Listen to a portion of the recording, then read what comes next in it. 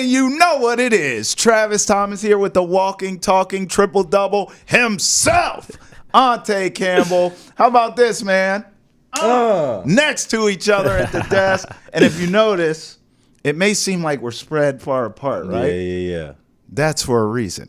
Because later on in this program, this space right here will be filled with none other than the great George Balekji to preview the NBA season. Finally, it is here. Sound the trumpets. Release the doves. Yes. Hoops are finally here. Hoops party, baby. Let's get it. Let's do it. Let's do it. So if we're previewing everything here, we're going predictions, who's winning what. Of course, we have to start with the champs. The champ is here. The Celtics. Yes, sir. Ante, let's start with the elephant in the room. Do we believe that this team will repeat as champions? Give me that answer, and then we'll work backwards from there. So the official prediction. Yes. Yes. The Celtics will win the NBA championship this year. I agree. They will repeat. There's nothing standing in their way besides health. Okay. That's all I'm worried about today. I'm worried, when does Porzingis come back into the fold? Do guys have issues with accepting their roles when he comes in? Because when he comes back, as we saw from Mazzulla, he's not afraid to play guys. He played Tatum 34 minutes at the end of the last game of the preseason. Diabolical. So they will play guys. When he comes back, he's probably playing 30 minutes a night off rip. Right. So guys are going to have to get used to that and figure out what roles they were in. Yeah. Probably 30, 40 games into the season. Yeah. And change them up. Yeah, I would agree. So we definitely agree on the repeat bid, right? Yep. I would agree on the Porzingis side of things as well in terms of figuring out the rotation from there. But that's a beautiful problem to have, obviously. It's an embarrassment of riches, the talent that's on the Celtics team. My guess would be January. Porzingis is back. And then you would think conventional wisdom, he comes back. There's sort of a pitch count, minutes restriction type deal with him. But as Ante laid out, I mean, Joe Mazzulla proved to you he is as diabolical as they get. Okay, playing Tatum that long in the damn preseason is crazy. I think it was his ode to Jayson Tatum to say, hey, look, man, I ain't Steve Kerr. I love you. I'm going to play all the minutes, even in the preseason. But with that being said, if Porzingis comes back into the fold in January, Ante, I have to believe it is right back to business. Yeah. There is no damn pitch count. Now, what they did a great job of last season, I thought, with Porzingis, and we know he got hurt in the postseason anyway, but during the regular season, he played minutes. Yeah. There was no minutes restriction, but they limited the games, the amount of games he played. Yeah. Certain back-to-backs you didn't play. Certain, every fourth or fifth game they'd sit him just as precaution. I thought that was smart. So I think you could see more of that whenever he comes back. But in terms of once he's back, they'll figure out the rotation because he's getting minutes. Yeah, he is. I'm interested to see what Mazzulla does with the bigs while Porzingis is out. You have Keita there, who everybody is excited about. He's been there in the G League, but the minutes are probably not going to be there for him. He's been starting Luke Cornett. Horford, we know, is going to get major minutes for them. And then they have, a couple of other guys that they're thinking about playing at the 4, at the 5. We're going to see what happens there. I'm interested to see, is he going to be able to lean on Cornett how he has been able to lean on him throughout the preseason. Now, he went up against bigs that weren't that great besides Jokic. Right. And so it's going to be a little different to see how he guards when he has to guard more physical bigs like Joel Embiid, or when he has to guard more dynamic bigs like a Wemby, who really space it out to 3 and really do some Porzingis type things. Are they really going to stick with Cornett as the starter? Yeah. Because getting off the slow starts when teams have targets aimed at your back could spell trouble for this Celtics team. Now, as you look at their path through the Eastern Conference, and by the way, for those of you who watch this show all the time and listen to the show all the time, first of all, thank you. Secondly, these are all predictions we've made over the course of several Hold My Banners, so you can always go back and look at our predictions, but we're just recapping them quickly now. So as you look at the path for the Celtics through the East, I'll just ask you this, because we all know the contenders anyway. That's boring stuff. We talk that all the time. Right. My question to you is this season's path through the East just as easy as last season, or do you believe it'll be harder? Because I have completely flipped my prediction. I thought this, with the improvements to those contenders this offseason, I thought the path through the East would be tougher. But after watching the preseason, seeing how diabolical Joe Mazzulla truly is by playing all these stars big minutes, and everyone, by the way, is locked in and ready to go. Thank God no one got injured, because then we'd be tearing them apart, right? But everyone's dialed in. We know Tatum's ticked off from how he was treated in the offseason with Team USA. We know Jaylen Brown, all that drama. So I'm looking at this as this team's going to be locked in from day one and mow through the Eastern Conference again. My answer is it will be the same outcome. Different teams, maybe, but the same outcome in terms of the Celtics demolishing them all and getting to the finals. When they get to the finals, I believe they'll be challenged more this season. More on that later. But in the East, easier path, just like last year, or will it be tougher? No, I think it's going to be tougher. I don't agree with you. I do think I like what the Knicks have done. I do like what this Bucks team comes in with a full off season with a coach that they're going to keep for the entire season. I like that with them having stability there. I like what the 76ers did this offseason. Okay. We'll talk about it. I'm a little nervous with the injury history that they have going on right now with Jared McCain going down. Hopefully he's all right. We're waiting to hear back on that. Paul George luckily escaped a major injury, which is huge for that 76ers team. But we're already seeing a team where we were nervous about Embiid being hurt. Now the other guys are already missing time before the season even starts. Possibly we'll see about Jared McCain. So I think, but other than that, I think these teams have gotten really, really just solidified and with each other. There's a lot of continuity in the East besides the Knicks and the 76ers. Most of these teams have the exact same guys. Maybe they added a piece here, a piece there to get better, but it's the same starting cast for most of these teams. So most of these teams are ready to continue to be together and play hard against the Celtics. Well, that's the beauty, too, of a 7-game series, right? Like, all these teams have improved, no doubt about it. They look better, and even if you didn't improve in major strides, you do it. To your point, you're gelled, your chemistry's there, you're running it back, and you hope to be healthy and take your best shot at the Celtics. But in the best of a 7-game series, I'm sorry, the best team always wins. So I'm with you. The Celtics run through the East. You think it's tougher? I think it's just as easy. I think maybe in the playoffs you could be having a tougher road. So we'll get to that. Let's break down what the playoffs will look like, not only for the Celtics, but for the entire league. In fact, let's just get this hoops party started. I mean, we have a great party going with me and Ante, but sometimes you just got to drop a little something in the bucket right here and get the party jumping, and you know who it is. The pride of New Jersey. Oh, man. George Balekji here for our hoops party. Get in there. Get comfortable. Up on this chair. Yeah, I'm going to sit down here. That's too funny. That's like Thanksgiving where there's a grown-up table and a little kid table. Yeah.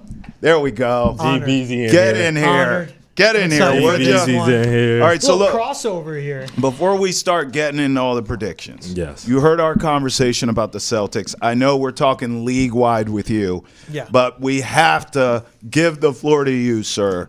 We must get your Celtics predictions before we go league-wide. I've said it on this very program. Yeah, you have. Ante's been so gracious to have me on. Celtics are repeating. Until I'm proven otherwise. I doubted them last postseason.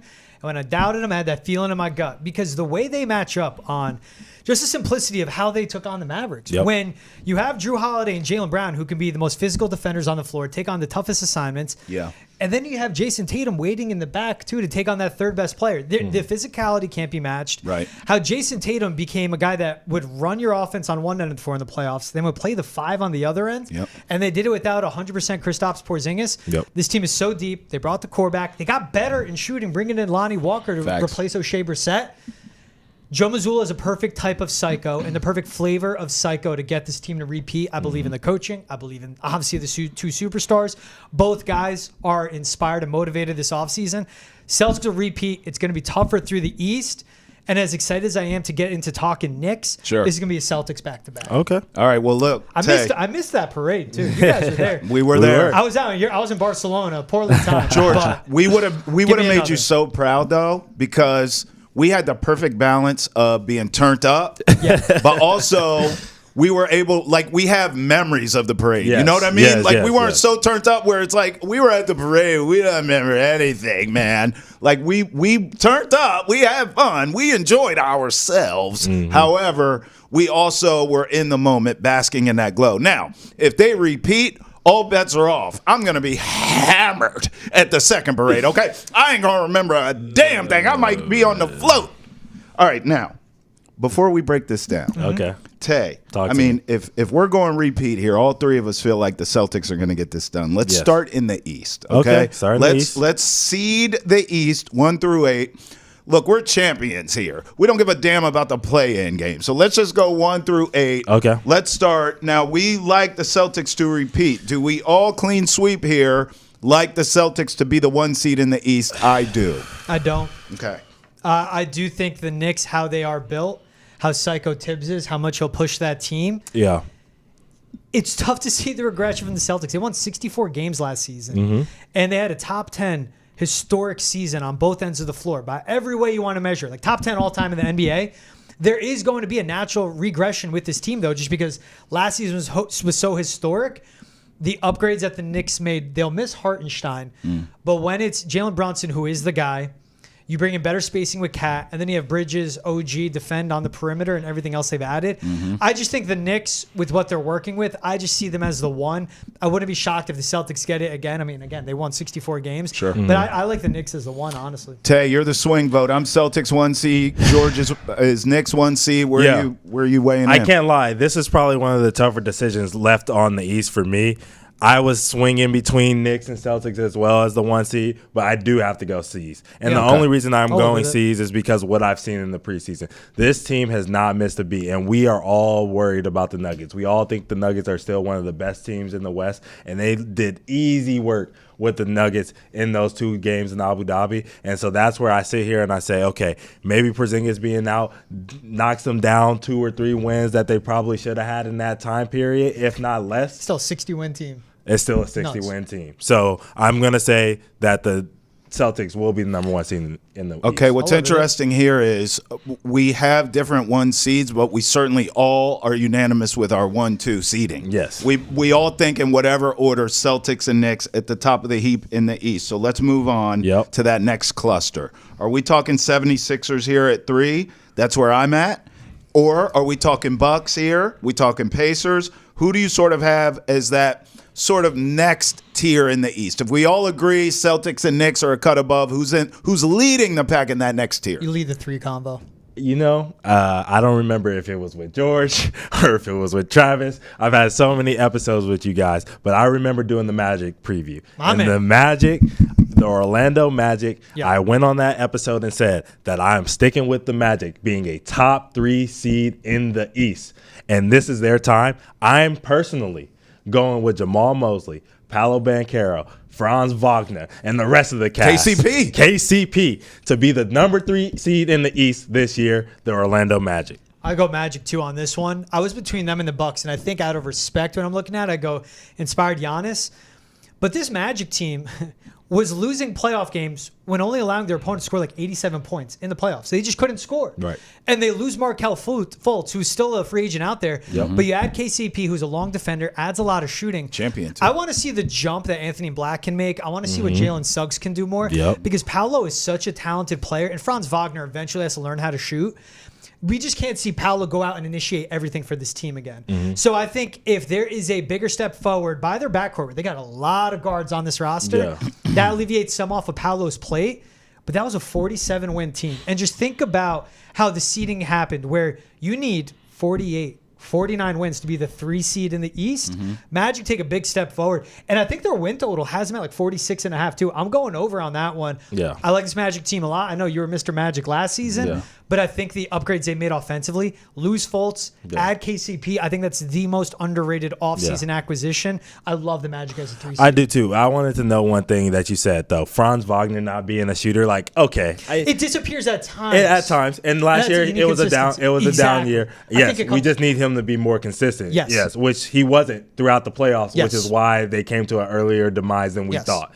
Travis, how you feel? Who's your third seed? Well, what's interesting about you guys is, as George illustrated, they call me Mr. Magic.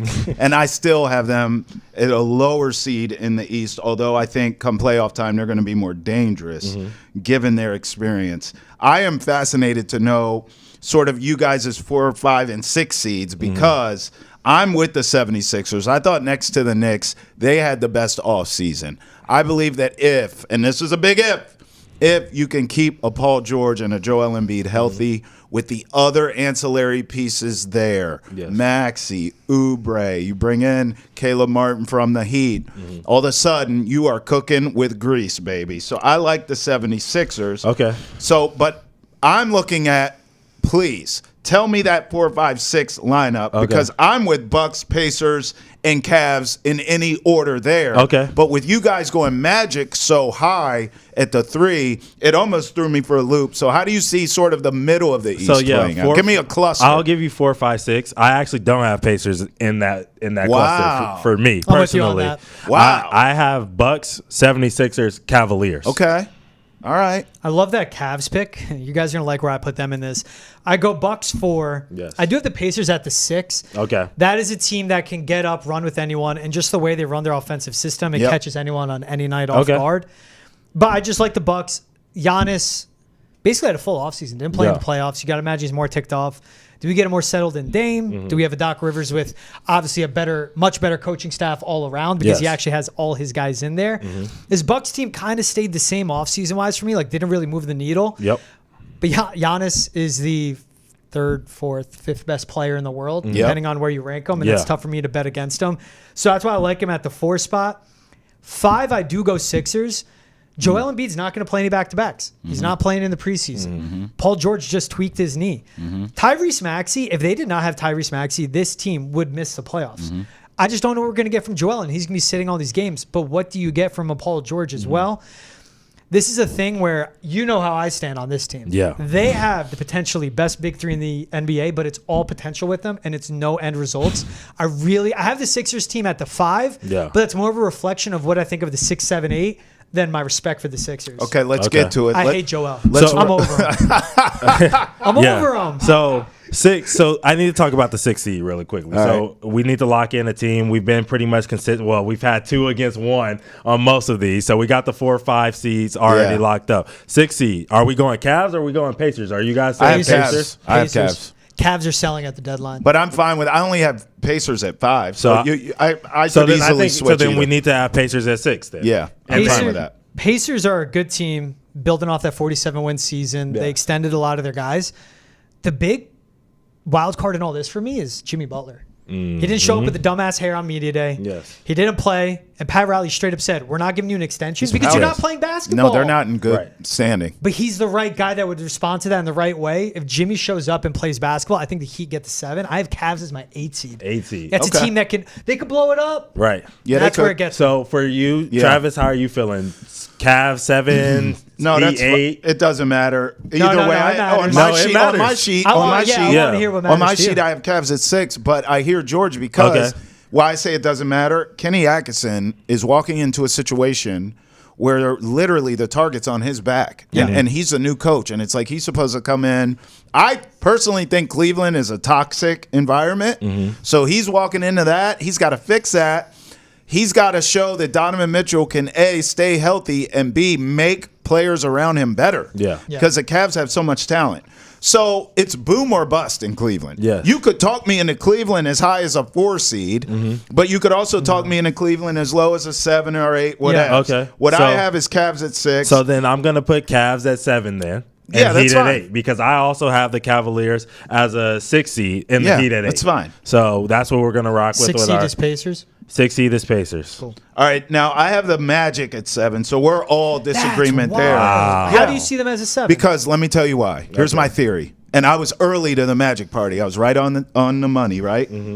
What happens with a lot of these young teams, this is what has me a little bit worried about OKC too. You have success. You get to the postseason. You get some experience. What happens that following season? This has already happened to the Kings. What happens that following season is you come in and there's expectations now. Oh, our young team finally took that step.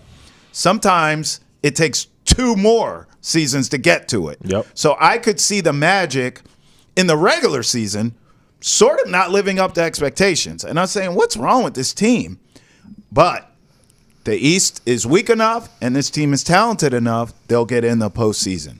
Once they get in, doesn't matter what seed they are, from a 3 all the way to a 7 where I got them. Right. This is going to be a dangerous team, and they're going to knock somebody off. Yeah. They're going to ruin someone's plans. Celtics, don't let it be you. I could see this team beating a 76ers. Magic, I'm talking about. Yes. I could see this team beating a Philadelphia 76er, or beating maybe a Bucks or another top-tier team, maybe knocking off a Knicks. Yeah. So you have to watch the Magic there in that way. As far as the bottom of the East, I have the Heat. Although, and we'll get to it later in our predictions, I think the Jimmy Butler experience, and I'm glad you brought him up, could be coming to an end at the trade deadline. If that happens, all bets are off. But assuming that the Heat stay where they are, this is going to be typical Heat, where they barely get in to the playoffs, and no one wants to play them. Yeah. The only difference this time, my prediction is, they will flame out. There will be no deep playoff run for this current Heat team. Okay. All right. Should we switch it over to the West now? You guys agree with the Heat at the 8 then? Yeah. I had them at the 7, so I don't hate them. All right. It's funny when you look at the East where, like that finish, those last 3 seeds at the play-in tournament, how you want to look at it, it's going to be so ugly. Yep. But then I'm like, all right, if the Cavs sell, they'll miss the playoffs. But I'm like, who's going to make it? The Hawks? No. Right. Yeah. Like the Hornets? No. The Wizards? Right. Absolutely not. But hell no. Right. This East is, they have 2-3 of the best teams in the NBA, arguably. Yep. And then the drop-off's so real. Then we go to the West, we're about to. And you just see how stacked it is. Yeah. Let's go. Let's do it. Let's start off with the West. This is a tough conference. Lead it off. To start with. I want to start 8 down, if that's okay. Let's go 8. Yep. For me, this is tough. This was a tough decision because some of the teams that I left out are really good teams. But I have the Rockets in the 8 seed. Same. I think that how deep they are, how many scores they have. They have one of the best coaches in the NBA, Ime Udoka. Jalen Green continues to grow. Reed Shepherd, Ante's boy, who I love that draft pick. Yes. I want him to get minutes. I really hope he does over some of these dudes. They're so deep. They got the right mesh of vets. And this team just starts with defense and it gets better, and they can just score. I really like the Rockets. They finished 500 last season. They finished 500 and just missed the postseason. I think they break through a few more wins and it gets them in. I have the Rockets higher. For my 8, I have Steph. I think at this stage of his career and Draymond's stage, Steph is just too great to miss the postseason again. I'm going to go Warriors at the 8. I actually have the Rockets at 7. I think they're ready to take that next step and get into the postseason. And much like I was talking about with the Magic, although I believe the Magic will win some playoff series, I think the Rockets will be a tough out for whoever they face high seed out west. I agree with that. I actually do have the Warriors at 7. So we were in the same ballpark right there with that. George, how do you feel about that? I have Kings at 7. Kings. I don't have the Warriors getting in. Wow. I mean, that's not shocking, bro. That's not hot Buddy take. Hield replacing a Klay Thompson role is really big. Yeah. It's just this Warriors team hasn't done enough in the offseason. Okay. And the fact of like, look what went out and got a Karl-Anthony Towns. Look what went out, or the reverse, and got a Dante DiVincenzo. Aggressive. Those are teams being aggressive and not the craziest price. And the Warriors are just sitting on their hands. And that's what puzzles me. Like, they should have gotten Dante DiVincenzo. You're right. He'd be perfect out there. Yeah, he would. And he would. Did you have a cat? No. You got someone you can move, though. Right. And that, I don't know. I'm just really puzzled by the Warriors and what they're doing overall this offseason. I hate it because they're wasting Steph. I like the Buddy Hield, though. I like the Buddy Hield pick. That's a big ad. And I think Jonathan Kuminga is ready to take a bigger step. Is Kerr ready for that? Is Kerr ready to let Jonathan Kuminga be Jonathan Kuminga? Yeah. I mean, I'm with you. We don't have a lot of time to get into that, but I'm with you. It's definitely a conversation, but I mean – you guys passed me. I'll put Warriors 7 because majority rules on this one. Okay. I had them missing, so I can't wait to see the West, who we don't have in. 6. Who were we thinking? Hell, I'll tell you right now. Yeah. I don't believe in the Suns. I don't think they're going to even be the same team by the time you get to – that team's going to get blown up in 5 minutes, and I have no L.A. teams. I think the Clippers are going to be a mess. I don't have either. Like, the Clippers are a mess because they've already put all their eggs in the Kawhi Leonard's basket. Good luck with that. He doesn't even talk. You're going to lose. No Suns. That's crazy. No Suns. And then I also Bronny was a wasted draft pick. How's that sound? Yeah, no. So the Lakers aren't making it. No LA teams make sense to me. The other team that I had on the bubble that you guys may or may not have in your playoffs is the Grizzlies. I have them at 9. I do not. I didn't go. I like that you did play-in wise. You were thinking. I just simply went through and I don't have the Clippers, the Jazz, the Grizzlies, the Spurs, the Lakers, or the Warriors. Yeah, that's fine. All right, Spurs you got to throw in because there's that Wemby hype. Yeah, there is funny, but they no, won't play it's Wemby hype. It ain't Spurs. Yeah. Okay. And people have to differentiate. Let's keep it rolling. We need to figure out a 6 seed. I have the Kings. That's where I have the Kings. I have the Pels at 6, but you guys bumped up the Warriors, so I'll put Kings at 6. I don't have the Pels in. Yeah. I personally, I don't have them in, especially if they trade BI. And I just don't like their size issue. They're talking about starting Herb Jones at center. Willie Green hasn't shown me anything as a head coach to inspire me to think that he can get this team to the playoffs again. You know what I mean? So I actually have the Pelicans from the outside. I just love that the Kings, De'Aaron Fox has to prove it. Like they went out, we're not giving you the extension. No excuses. Add DeMar, no more Malik excuses. Monk, Yep. even drafting a 3-and-D guy like Devin Carter to play off the bench. Yes, I think every move the Kings made was perfect, and I can't wait to watch De'Aaron Fox say no to that money. I'm gonna get paid because I know if I bust my ass and do the same thing next offseason, I'm gonna get tenfold what you offer. Right. Same. I couldn't agree more. I have the Pellies at 6, but I'm fine with the Kings at 6 as well. Pels, I'll put them in. I'm more of a believer in the Kings big picture. So we're bumping up Kings then if we're going Pelicans. Yeah, at 6. I'm a believer in the Kings. Well, we're putting the Pelicans in at 6. I think that big 3 in particular works with Fox, DeRozan, and Sabonis. Their games complement each other. I think that's a really underrated big 3 out west. So what's your 5? Who do you guys have at 5? I had Kings. 5 Kings. Who do you have? I had Suns at 5, but I'll bump up my Kings. Okay, Kings at 5 then. We're good with that. All right, what about 4? Who are we thinking? I have Mavericks. Look, they could go anywhere from 1 to 4. I do believe in their offseason. I do believe, you can learn from that finals loss. I think if Luka, here it's as simple as this to me. If Luka is in better condition long term, we're talking marathons, not sprints. If he can finish the season and finish the playoffs stronger, they could be right back in the finals. Yeah. I do not personally think they will be, but it would not shock me if they go back. I'll go Mavs 4, but you could talk me into a 1 seed with We're going to end up having to bump a team out. I'm already looking at that. Where do you have the Suns? Get the Suns out of here. No, where do you? Well, I want to see where Tay has them. I have the I had Suns them at the 5. at 3. Wow. You guys are crazy. What do they get out of Beal? Yes. I can answer that. Fair. But, okay, I've seen so many people hyping up, LeBron this summer, USA, blah, blah, blah. Kevin Durant. People forgot how great Kevin Durant was during this USA run. I like him. I like how great Booker was as a glue guy, as a teammate, as a leader of this USA team. He was great this summer. And then adding Jones as well. Like, bro, they have a point guard now that can actually run this team and a head coach that knows what he's doing. Frank Vogel got fired in L.A. after winning the championship. Clearly, he doesn't know what he's doing. He goes over there, gets fired again after a season. He doesn't know what he's doing. They have Mike Bud now, a guy who's won a championship in Milwaukee, a guy who's locked in on the defensive end for a team that needs a guy like that who's defensive-minded. They'll take care of offense. They score the ball easily. You have Kevin Durant and Devin Booker. This team is ready to take another jump. Like I said, continuity, huge part of the NBA. This team has been together a couple of years now. They're ready to win. That's my personal Suns thing. in. I think Suns get in. Suns in at 4? Yeah. I mean, that's one spot higher than I had them. So we're going to see who Trav gets that means bumped. we're moving Mavericks up to – we're bouncing a team. The Rockets have to go. No, I didn't y'all want the bouncing Warriors the team. in. We Y'all bounced the bouncing. Pelicans. Y'all bouncing Either the the team. Pelicans or the Warriors are getting bounced in this one. Okay, well, the Warriors are in. So the Rockets are in. So it's either the Pels or the Warriors are getting bounced. He says Warriors I bounce. think Pels get bounced. We've already put the Warriors in. I at say 7. I say Pels get bounced too. I was already out on them. I was in on Pelicans. I was out on Warriors. Okay, so we're moving Pelicans out of the 6th seed. We're moving Kings up to the 6th seed. Suns 5. I appreciate that Tay is using a pencil with an eraser because I wrote mine in Sharpie. And then You filled it out how do before we you even did how it. do you feel about Mavericks? So Mavericks at 4 then? Mavericks at 3. Nuggets at 4. This is where we're gonna disagree. We're gonna have to come to some sort of agreement. So It's all about I'm gonna give who's you out. we all must have the same number 1 then. Do you have the Nuggets Thunder? 1. You have Nuggets. This Whoa. is so look. Our top 4 OKC's is 1. all over the place because I have OKC 1, Yeah. Nuggets 2. Wow. Suns 3. Timberwolves 4. I have Timberwolves too.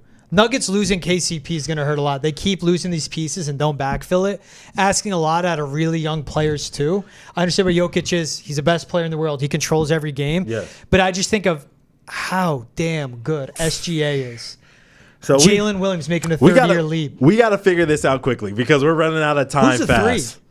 We're going to have to put Thunder at 1 because me and you agree that the Thunder are the number 1 team. I have them at 2, so you I don't have a problem with Timberwolves that. where? 2.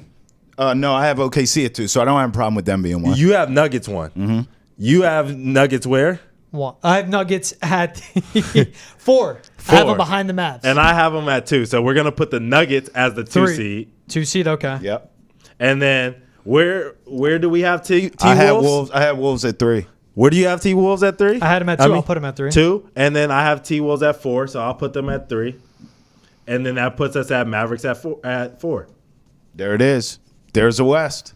Pels are out, Kings in, Warriors So we in. gave it basically the exact same as what they had last year. Thunder at 2.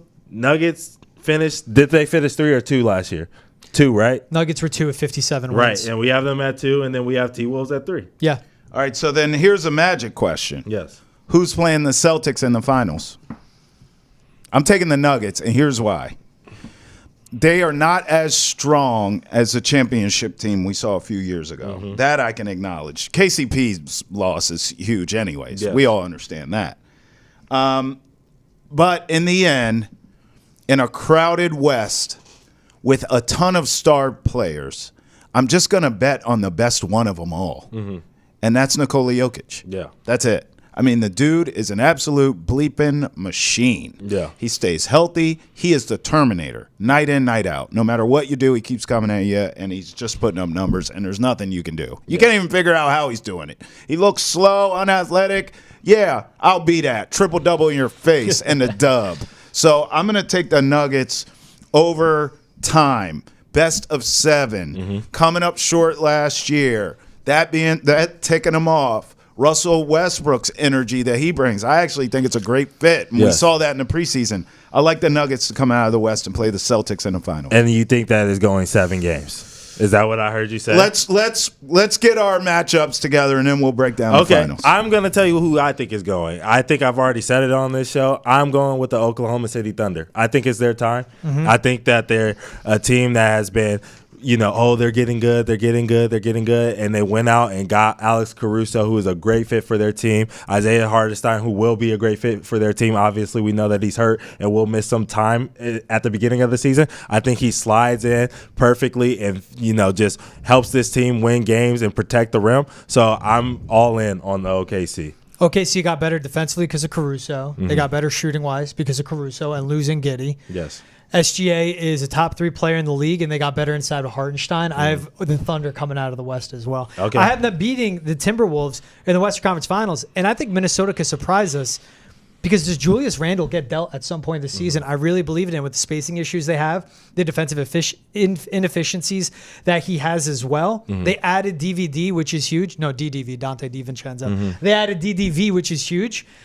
They still need more pieces, better spacing around Ant Edwards, and that guy is just going to take over on the playoffs. I get the Jokic, but that team got worse. Meanwhile, the Thunder and Timberwolves got better. I'm going with the teams led by really good superstars. So I think Thunder come out of it.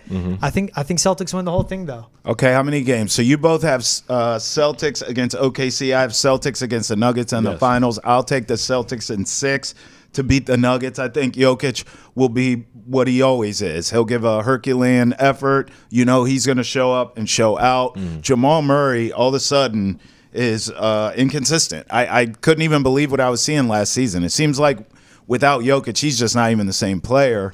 And even with Jokic, he didn't seem the same. He sort of regressed last season. So I don't have the same trust in Jamal Murray that I once have. Yes. But I do believe that they could give the Celtics at least a tussle in the finals, more so than the Mavs could. I'll take the season 6. I believe it's Jayson Tatum's time. He'll be finals MVP. George? He gets it. He gets it. After missing on the last season. So him and Jaylen both have their moment. 2 titles back to back. I'm trying to play out the OKC Celtics scenario in my head and how they all match up. Bet the over. Every game. OKC is so efficient the way they shoot. But both teams are great defensively. So you could say go over, but like there's going to be so many stops. They're going to make life hell. I just think the physicality of the Celtics is what sets them apart. You don't have to worry about the shooting. You don't have to worry about the offense. You don't have to worry about the clutch superstar anymore because it's Jaylen Brown. You don't have to worry about Tatum. And a team where their offense at times wants you to pull your hair out of your head with the way they play. Late in games, clutch possessions. The defense bails it out. The leadership is there. And it wasn't hard for them to win that first ring. Yeah. Celtics, and I hate predicting this far before the season. Yeah, way too good. early. Celtics in 6. Yeah, okay. And I'm going the same thing. I think season 6, I think Tatum gets MVP. I think the Thunder come out of the series after game 4 tied 2-2, and the Celtics say, hey, these guys haven't been here before. We're the older team. What's a separator? We've been here. We've won it. Let's go out, put our heads down, get to the rim, and win this series. And I think that's what's going to happen. So season 6. I like that. Woo! MVPs? Yeah, Tatum.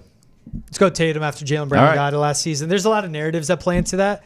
And if he does it again for a whole season as a playmaker, defensive stopper, no, F it. Jaylen Brown, back-to-back finals MVP. F it. He hits the big shots. He takes on the best defensive assignment. I'm done doubting him. Hey, Give me Jaylen Brown. Bro, you win 2 titles and your finals MVP twice. It changes his whole legacy. It changes his whole it puts him in a different stratosphere. All right, let's go rapid fire for all the awards. We'll start with the coaches. I'm going Ime Udoka. It sounds like all of us across the board like the Rockets to take that next step. Remember, they damn near got in last season to the postseason. It sounds like all of us believe they will get there this time around. And by the way, hot take alert here. I already told you, I don't think the Suns are going to be together the whole season. I don't think Jimmy Butler is long for Miami. I think that's coming to an end. If I am the Houston Rockets, I am picking up the phone for both. Hey, what would it take to get a Kevin Durant here? Hey, what would it take to get a Jimmy Butler here? Because I think the Rockets are that kind of player away from making a real splash. I'll take Ime, our old friend, for Coach of the Year. And Ime's been around both those guys with his Team USA coaching, of course. I go Tibbs out of New York. Okay. I think New York's going to take away the big awards. It's the Knicks, it's Jalen Brunson, it's Thibodeau, and this is a regular season award. He'll run these guys into the ground. They'll get the 1 seed in the East. They will beat the Celtics in the regular season when it doesn't matter. And I think Tibbs, because of the narratives that play so much in the hand of the NBA, who's a great coach, regular season, his guys can't make it through the postseason. I think Tibbs gets Coach of the Year. I have 2 teams that I had in the 3 seed in the East and West, the Suns and the Magic. And it was between those 2 coaches for me. And I'm going to go with Mike Budenholzer because he's a coach that has won an NBA championship before. People are as low as out of the playoffs, like Trav, for the Suns. If they do get to that 3 seed, it will be because of his coaching, and he's going to get praised for it. So I'm going to go Coach Mike Budenholzer. 20-1 for Budenholzer to win Coach of the Year. I might have to bet it. Sprinkle it, baby. Sprinkle I might have to bet it. What do you got next, Steve? Who's the 6th god, 6th man of the year? I'm going Dante DiVincenzo because I like that he's talking that talk. He's talking trash to the Knicks. Yeah, oh, you want to trade me? Oh, your dad runs a team, Jalen Brunson. I like that. He got that dog in him. Give me Dante DiVincenzo, 6th man of the year. Yeah. Buddy Hield. I think dolphin teeth. Especially.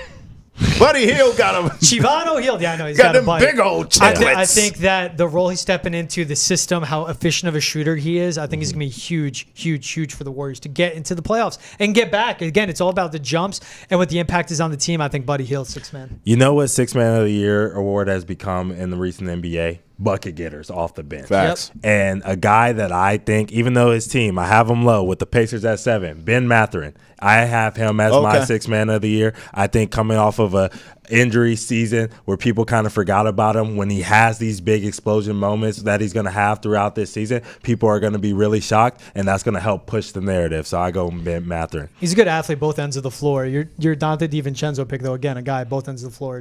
All of them can score. It's what do they do overall. But you're right. It's about scoring. Most improved player, I'm going Evan Mobley. I just keep hearing about how great he is, and he's just never available when you need him. But Kenny I will tell you what. Back. Yeah, that's it. And I just think Mobley's going to eat. I like Evan Mobley here for most improved. I'm going with J-Dub. at OKC. He's about to enter his third year. That's their second best defender. He does it on both ends of the floor.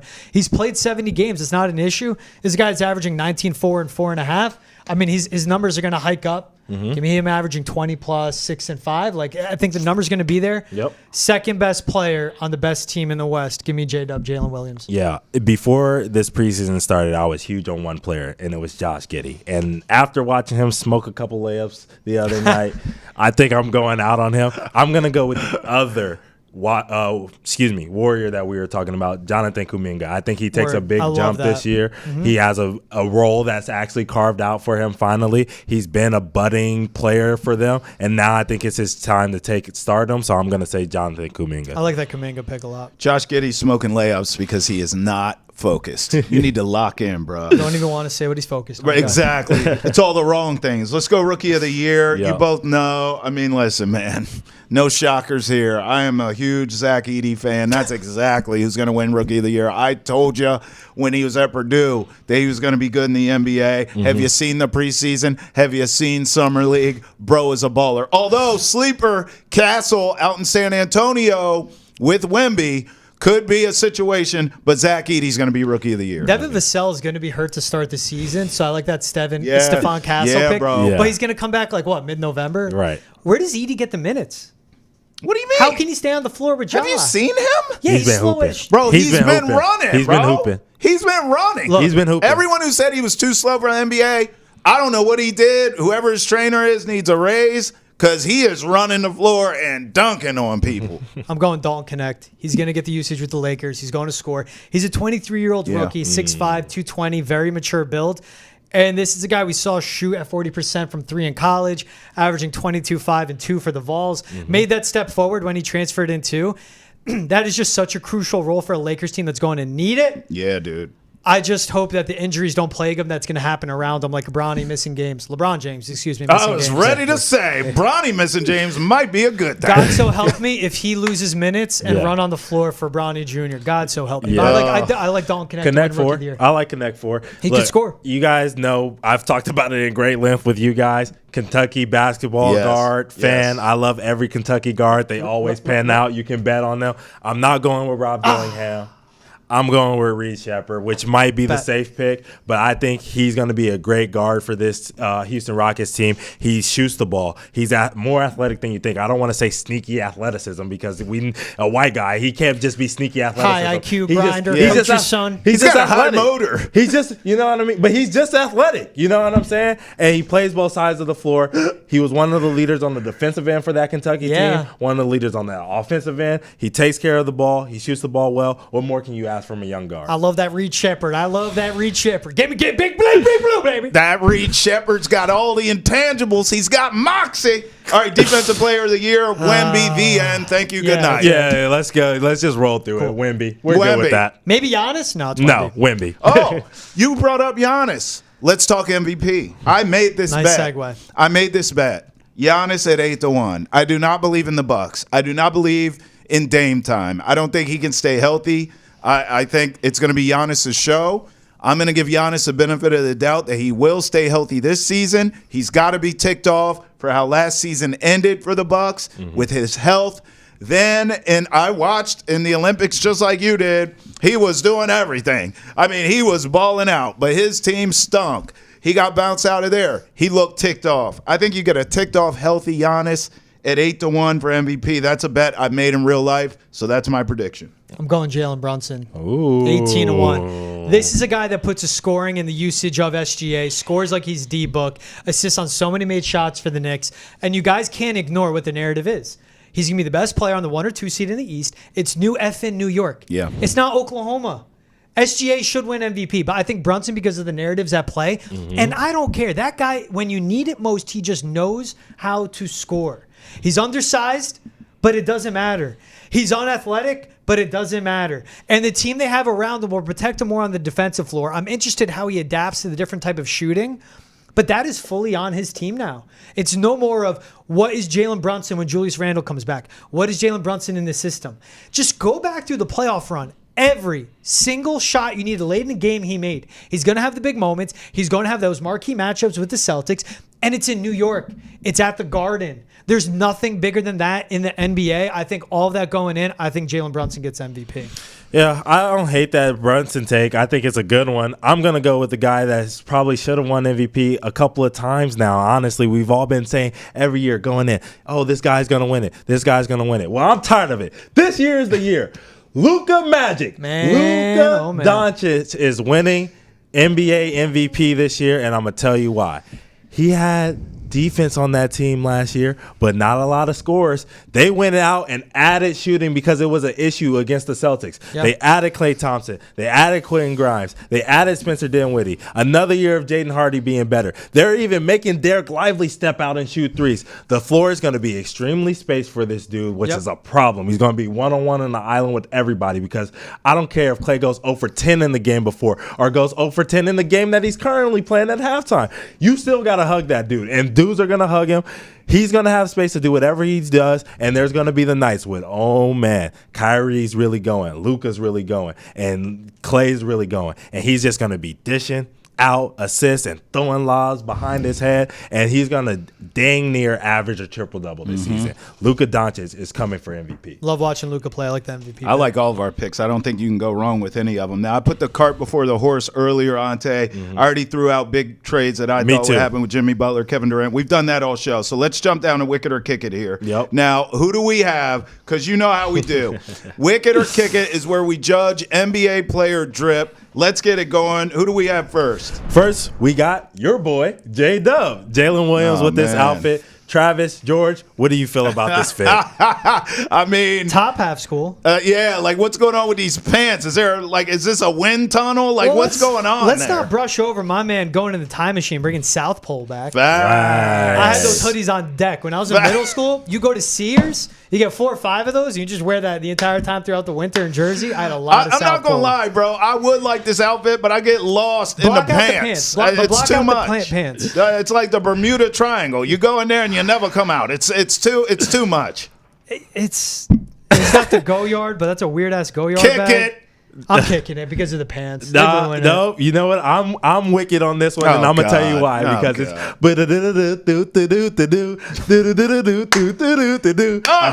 reminisce. It's a throwback. You know what I mean? It's giving me that Street Volume 2 vibes. I feel like he could go out there and drop 50 in these in the park. So I'm going he wicked on could drop this 50. You never find him in them pants. We don't even know what shoes he's wearing. Who's next? Is he wearing shoes? Oh, man. Oh, we got Brody next? We got Russell Westbrook with a fit that he wore, I think, in Miami. I don't like this. How do you feel about this one, looked Travis? like a Prince guitar album cover. I can't do it. It's too eclectic for me. I feel like it's fly and it's fashionable, but I don't get it. Like, it goes over my head. Like, I can't do it. This is too Paisley Park for me. I can't do it. It's a kick for me. This should have. What's the I don't know. But I'm going to say Wicked because he pulls it off. Like, here's the thing. You got to look at those arms.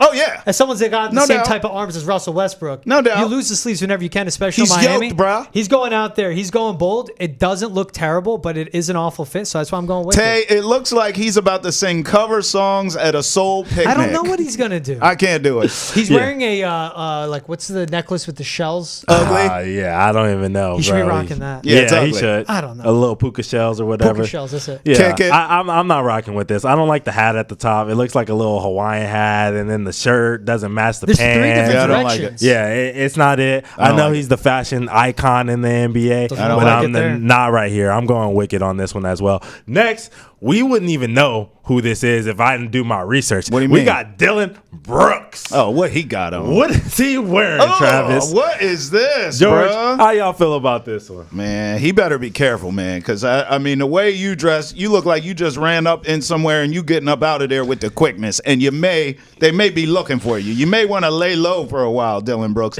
This is ridiculous. I know you try to play the villain, but you are not a Black Bane. This is not working. I was born in the dark. Like, this is ridiculous. Show your face. And Ryan, if you could, go down to these ugly ass pants. Now, on Halloween night, At least they match your tattoos. on Halloween night in Salem, these are acceptable. On a regular season game Tuesday night during the season in the NBA, this is ridiculous. kick it all the way back to Salem where it belongs. If he wasn't wearing that stupid ass mask, I would totally give it a wicked. Told you he banged. But it's like, what are you trying to do with that? Everything's fine. The pants match the tattoos. It's dumb. Well, I'm going to kick it because I hate Dylan Brooks. It's dumb. I'm going to kick it because he looks like a GTA character. But like a try-hard GTA character. yes, but all I was thinking when I saw this was, you get totally do. Party like a rock. Party like a rock star. What, that franchise boys dressing like this? They're better than that. They are. They should be going white tee with those pants. You're saying Salem. I did the dumbest thing ever last year. I went to Salem. You went out there? Halloween. Oh. But the biggest win of my life was we're getting the Uber, and I literally go to my girl. I go, we got to walk 2 blocks that way, and it'll be better. And she's like, no. Where are we walking? What are we doing? We get in the Uber, and he goes, hey, thanks for getting us at this pickup point because it's a lot easier to avoid the traffic. Quietest ride home of my life, best ride home of my life. Wow. I don't know what Dylan Brooks is doing. They say that in Salem, the best time to go is just any time in October, but not on Halloween. So that's the key. Next time you got to do that. All right, let's end it with this. ESPN put out a top 100 list. You know this gets some people going. We could do the whole podcast on this. We don't have time for that, so let's do this instead. Yep. Give me your biggest gripe. Out of the top 100, what's the one that just got your goat? Mine was Wemby not being in the top 10. 11, though. I don't give a damn. I don't hate it at 11. I have never seen anything like Wemby ever in life. I don't know who you take out of the top 10 because it's fantastic, but I'm willing to have hard conversations about great players. I'm willing to have hard conversations about Kevin Durant or Anthony Edwards being in the top 10 and usurping them for Wemby. Okay, he is that damn good. He is otherworldly. How's that sound? Screw a top 10. He's otherworldly. That's my biggest gripe. What's yours? What's Kawhi doing at 22? Facts. He doesn't play basketball. Facts. How can someone that doesn't play basketball be on this list? He's played 56% of the possible games for the Clippers since he went there. 56%. We know what we have. And you're putting him ahead of a Paolo, a Zion, a Jimmy Butler, even a Drew Holiday, and that Drew's a reach. What is he doing at 22? He doesn't play basketball. You can't have him top 25. He doesn't play. Here's my thing. They're projecting into what their upcoming season is going to look like. He's not going to play. Right? Kawhi, we already know he's not going to play. I'm right there with you. My biggest gripe, well, I have two. I have to do it. I'm sorry. I have to get off these two. First of all, at 10, he should at least be 6. He's better than Joel coming up in this season. He's better than Kevin Durant coming up in this season. He's better than LeBron James, who went from 9 to 7. So supposedly, LeBron got better in the league. Bronny's shooting is going to help space the floor. And he's better than Steph coming into this season. And I love Steph Curry, but he's better. My biggest gripe, though, is, y'all know this, Tyrese Haliburton at 16. He's over D. Mitch at 17, John Moran at 20, Paolo Banchero at 24, exactly. De'Aaron Fox at 27, and Trae Young at 37. First of all, he don't play no defense. So if I'm talking about an offensive package, Trae Young or Tyrese Haliburton, give me Trae Young. Yeah. I don't think Tyrese Haliburton should be 16. He's got to be one of the most overrated players in the NBA. Well, he feels a type of way about him. Just but I'm the same way. History. Look at what he did against the Celtics. Yeah. He literally just crapped himself on the floor all over every time Drew looked at him. Like the low IQ decisions.